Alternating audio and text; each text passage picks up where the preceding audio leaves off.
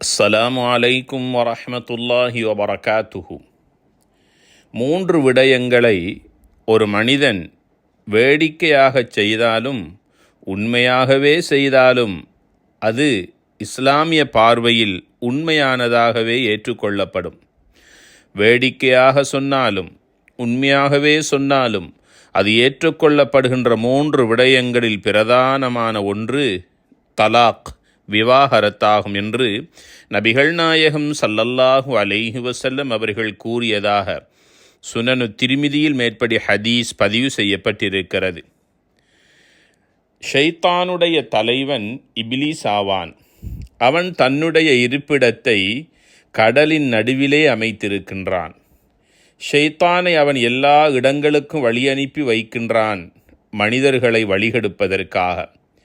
அவர்கள் செய்த காரியங்களை எல்லாம் இபிலீஸிடத்தில் வந்து சொல்லுகின்ற போது இபிலீஸ் அதனை பெரிதாக எடுத்துக்கொள்வதில்லை.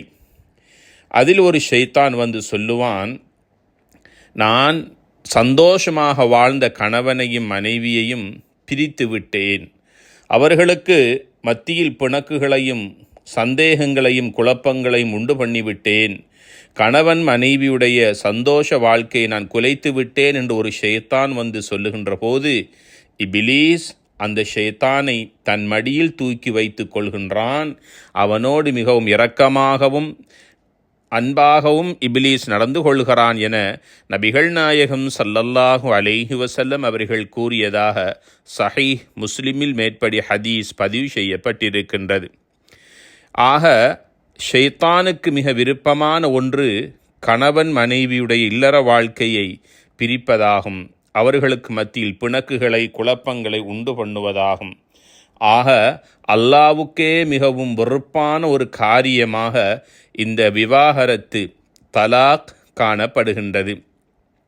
இவ்வாறான எல்லா எச்சரிக்கைகளுக்கும் முன்னேற்பாடுகளை செய்து கொள்வதற்காகவே இஸ்லாம் பிரச்சனைகளை தீர்த்து கொள்வதற்கான பல வழிவகைகளை காட்டியிருக்கின்ற அந்த வழிகாட்டல்களை பின்பற்றுகிற போது கணவன் மனைவியுடைய இல்லற வாழ்க்கை இனிமையாக அமையும். அந்த தலாக் என்கின்ற விவாகரத்திலிருந்து அந்த கணவன் மனைவி தங்களுடைய இல்லற வாழ்வை பாதிக்காமல் பாதுகாத்து கொள்ளலாம்.